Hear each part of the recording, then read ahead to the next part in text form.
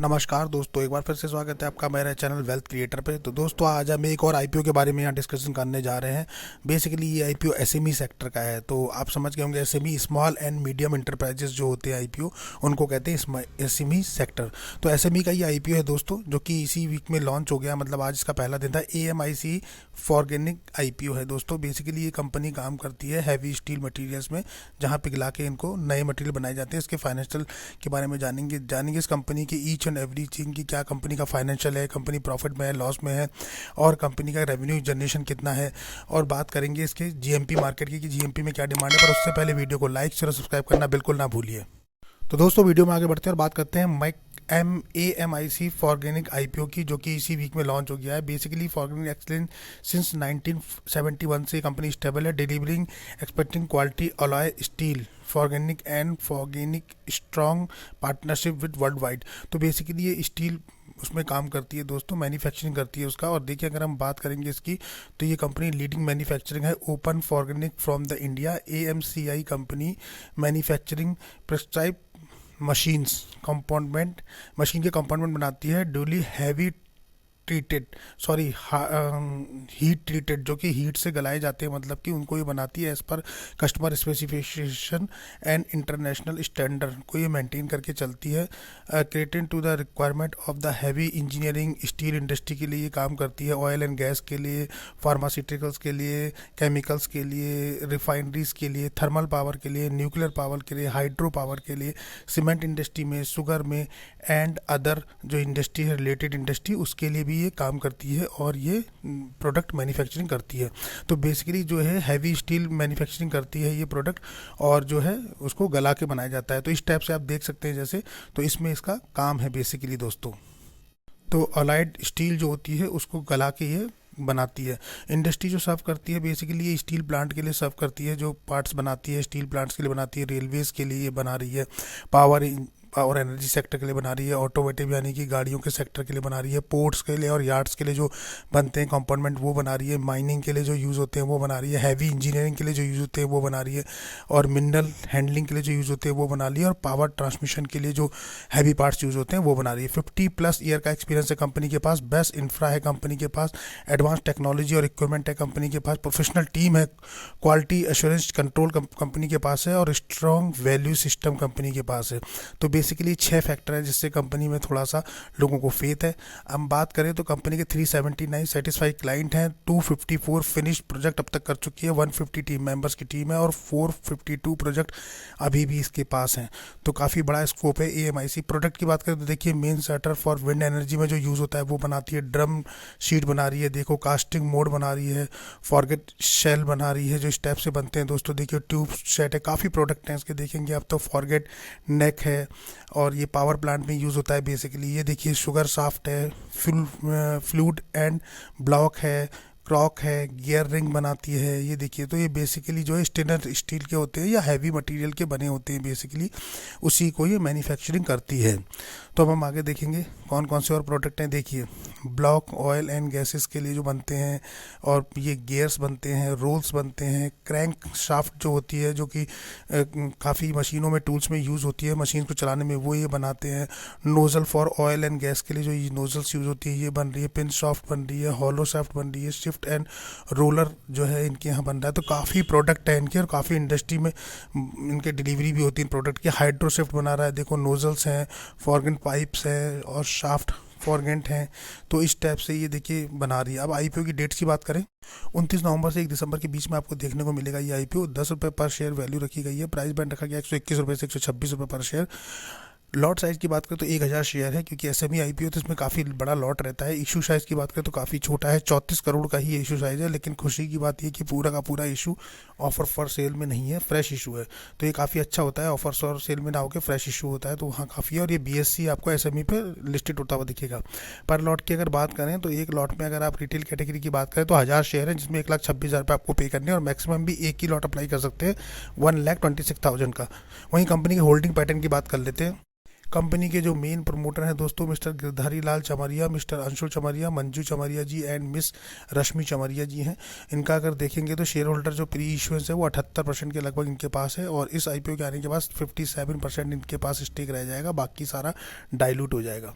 करीबन 20% के लगभग डाइल्यूट हो जाएगा इस आईपीओ में। तो तकरीबन इनके पास जो बचेगा वो 57.74% बचेगा। बात करते हैं रिजर्वेशन कोटे की, तो क्यूआईबी के पास 50% का रखा गया है क्यूआईबी के लिए रिजर्वेशन कोटा, वहीं रिटेल कैटेगरी के 35% का रखा गया है। वहीं अगर एचएनआई कैटेगरी की हम बात करते हैं तो वहाँ सिर्फ 15% ही दिया गया है। तो यहाँ अगेन रिटेलर के लिए अच्छा है कि 35% का कोटा रखा गया है। क्यूआईबी के लिए काफ़ी अच्छे चांसेस है 50% रखा गया है, क्योंकि आईपीओ का साइज़ बहुत छोटा है, तो इसलिए मुझे लगता नहीं है कि काफ़ी ज़्यादा मिल पाएगा। फाइनेंशियल स्टेटमेंट की बात करें कि कंपनी फाइनेंशियल पैरामीटर पे कैसी है और अब तक प्रॉफिट और लॉस क्या है, अकाउंट क्या बोलते हैं, कंपनी पे कितना डेप्थ है, तो डीपली एनालाइज कर लेते हैं एक बार और चलते हैं सीधे कंपनी के फाइनेंशियल के ऊपर। तो दोस्तों बात करते हैं फाइनेंशियल पैरामीटर की। एएमआईसी ऑर्गेनिक लिमिटेड फाइनेंशियल की बात करें तो इसका जो रेवेन्यू इंक्रीज हुआ है दोस्तों वो 63% है, लगभग 63.65 मतलब 64% के लगभग इंक्रीजिंग ट्रेंड में रहा है। वहीं प्रॉफिट आफ्टर टैक्स की बात करें तो 1031% के लगभग रहा है, 1032 मान सकते हैं आप, 1031.78%। और ये जो रहा है फाइनेंशियल ईयर 31 मार्च 2022 और 31 मार्च 2023 के बीच में, तो पिछले 2 साल से प्रॉफिट इंक्रीज हो रहा है और इसका रेवेन्यू भी इंक्रीज है। फाइनेंशियल पैरामीटर की बात करें तो लास्ट 3 ईयर्स के हमें फाइनेंशियल पैरामीटर एनालाइज करते हैं, 21, 22, 23 के, और एक क्वार्टर है जो जून का है अभी रिसेंट का 2023 का। अगर जून क्वार्टर को पहले देखते हैं तो एसिड कंपनी के पास जो ये सारी फिगर लैक्स में है दोस्तों, तो 63 करोड़ के लगभग का है।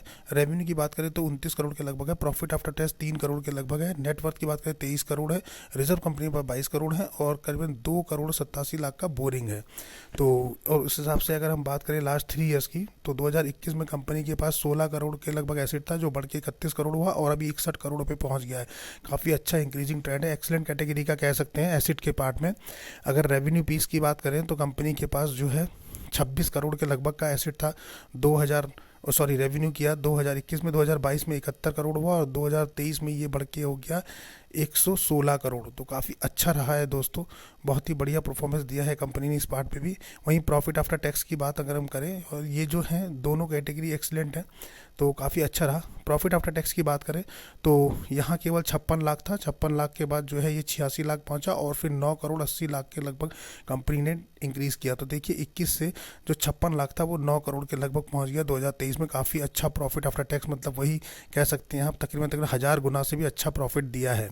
वहीं नेटवर्थ की बात करते हैं तो कंपनी के पास नेटवर्थ जो है वो 6 करोड़ के लगभग था, 6 करोड़ 80 लाख 21 में, 22 में बढ़ के हुआ 7 करोड़ 67 लाख और 23 में बढ़ के हो गया 19 करोड़ 83 लाख।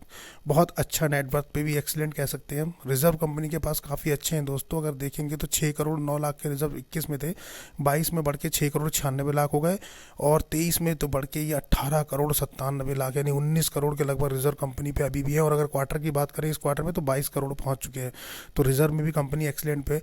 बोरिंग पार्ट की बात करें तो कंपनी के पास जो बोरिंग था दोस्तों वो तकरीबन 4 करोड़ 36 लाख का था 2021 में, 22 में वो बढ़ के हो गया 1071 करोड़ 10 करोड़ के लगभग का बढ़ गया 4 करोड़ से, और फिर 23 में डिक्रीज करके कंपनी 3 करोड़ 85 लाख पे ले आई। और आज की डेट में देखें क्वार्टर में तो 2 करोड़ 87 लाख है।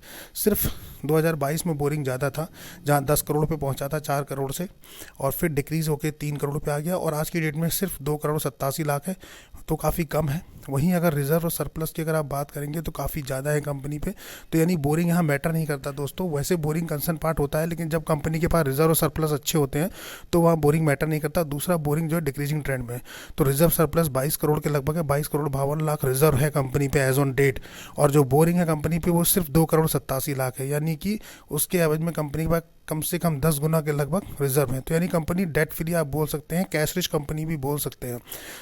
सो बोरिंग का पार्ट यहाँ मैटर नहीं करता दोस्तों। जहाँ बोरिंग इंक्रीजिंग ट्रेंड में होता है वहाँ रिस्क रहता है, या फिर कंपनी के पास रिजर्व नहीं होते हैं, सरप्लस नहीं होते हैं और बोरिंग ही होता है तो वहाँ कंसर्न होता है। पर इस कंपनी में बोरिंग कंसर्न नहीं है, तो मुझे लगता है कि कंपनी काफ़ी स्ट्रांग है। फाइनेंशियल इंडिकेटर काफ़ी स्ट्रांग दिखा रहे हैं और कंपनी के हर एक पैरामीटर काफ़ी स्ट्रांग है। आप बात करें एसिड की, रेवेन्यू की, प्रॉफिट की, नेटवर्थ की, रिजर्व की या फिर टोटल बोरिंग की भी, तो हम इसे 6 आउट ऑफ 6 देंगे इस कंपनी को। फाइनेंशियल तौर पे कंपनी बिल्कुल भी वीक नहीं है, तो फाइनेंशियली काफ़ी स्ट्रांग फिलर दे रही है। वहीं बात करने की परफॉर्मेंस इंडिकेटर की, वो क्या कह रहे हैं दोस्तों, तो की परफॉर्मेंस इंडिकेटर की बात करते हैं तो मार्केट कैप जो काफ़ी छोटा है, 132 करोड़ की कंपनी है, यानी माइक्रो कैप कंपनी में आप इसे शामिल कर सकते हैं। वहीं इसके पीई की बात करते हैं तो 1 है, और वहीं पोस्ट पी जब उसके बाद ये आ जाएगा आईपीओ, उसके बाद 9.18 हो जाएगा, तो काफ़ी अच्छा रहेगा। मार्केट कैप 132 करोड़ के लगभग है। आरओई की बात करें, रिटर्न ऑफ इक्विटी बहुत अच्छी है, 71%, मोस्टली 15% से ऊपर एक्सीलेंट मानी जाती है, तो इसे आप समझ सकते हैं कि 71% कितना अच्छा है। आरओसीई की बात करें तो वो भी 55% के लगभग है, वो भी 15 से अच्छी मानी जाती है ऊपर, तो यहाँ 55-56% के लगभग दिख रही है। डेप्ट टू इक्विटी 0.26 है, जो कि ऑलवेज 1 से नीचे रहता है, तो वो स्ट्रॉन्ग इंडिकेशन देता है। हमने पहले भी डेप्थ के बारे में डिस्कस कर लिया है, तो काफ़ी अच्छी है डेप्थ में। ईपीएस की बात करें 12.83 है, यानी कि 12-13 पे रहता है, तो एक्सेलेंट की कैटेगरी होती है। RONW यानी रिटर्न ऑफ नेटवर्थ की बात करें तो तकरीबन 49% है, तो काफ़ी अच्छा इंडिकेशन दे रही है कंपनी इस फाइनेंशियल पैरामीटर पे। तो फंडामेंटली जो है कंपनी काफ़ी स्ट्रांग है दोस्तों, और फंडामेंटली के साथ साथ जो है फाइनेंशियली भी काफ़ी स्ट्रांग है। हर एक पैरामीटर पे अगर आप देखेंगे, रिटर्न ऑफ इक्विटी आरओसी 71% काफ़ी अच्छा होता है, आरओसी 55% काफ़ी अच्छा है, तो फाइनेंशियली कुल मिला के कंपनी बहुत ही स्ट्रांग इंडिकेशन दे रही है, तो यहाँ कंपनी पे बिलीव कर सकते हैं और काफ़ी बढ़िया है। अब वही बात कर लेते हैं ऑब्जेक्टिव ऑफ इशू की। कंपनी का ऑब्जेक्टिव क्या है दोस्तों, तो सिंपल सा ऑब्जेक्टिव है, sitting up of manufacturing facility, अपनी जो है मैन्युफैक्चरिंग फैसिलिटी को बढ़ाना है। वर्किंग कैपिटल कंपनी को चाहिए रिक्वायरमेंट, और जनरल कॉर्पोरेट पर्पज, ये तीन ही मेन पर्पज है क्लियर। अब इंपॉर्टेंट डेट एक बार फिर से कंफर्म कर लेते हैं और नोट डाउन कर लीजिए। तो इंपॉर्टेंट डेट होने वाली है वेडनेसडे को ओपन होगा 29 नवंबर, यानी कि आज इसका पहला दिन था दोस्तों। आईपीओ क्लोज हो जाएगा 1 दिसंबर को, यानी कि फ्राइडे के दिन लास्ट होगा। बेसिस ऑफ अलॉटमेंट आपने को देखने को मिलेंगे 6 दिसंबर को, यानी कि वेडनेसडे को। इनिशिएट ऑफ रिफंड आपके अकाउंट में अगर आपको नहीं मिलता है तो 7 दिसंबर को ट्रांसफ़र हो जाएंगे, और आपको अगर ये लग जाता है आईपीओ तो 8 दिसंबर यानी कि जो है फ्राइडे को क्रेडिट ऑफ शेयर आपके डीमेट अकाउंट में हो जाएंगे।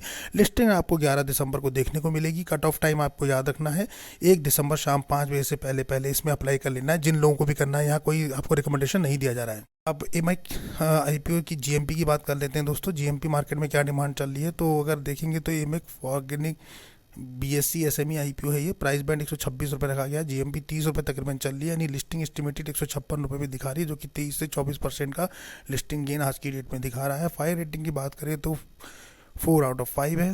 3480 करोड़ का ये आईपीओ है, 34 करोड़ का ये आईपीओ है, और 29 नवंबर को आज पहला दिन था। 1 दिसंबर परसों लास्ट होगा। 6 दिसंबर को आपको अलॉटमेंट पता लगेगी, और 11 दिसंबर को इसकी लिस्टिंग हो जाएगी। दोस्तों अगर ये मेन बोर्ड आईपीओ होता तो हमारे लिए लिस्टिंग गेन काफ़ी अच्छा होता, क्योंकि 24-25% का लिस्टिंग गेन काफ़ी अच्छा माना जाता है मेन बोर्ड आईपीओ में।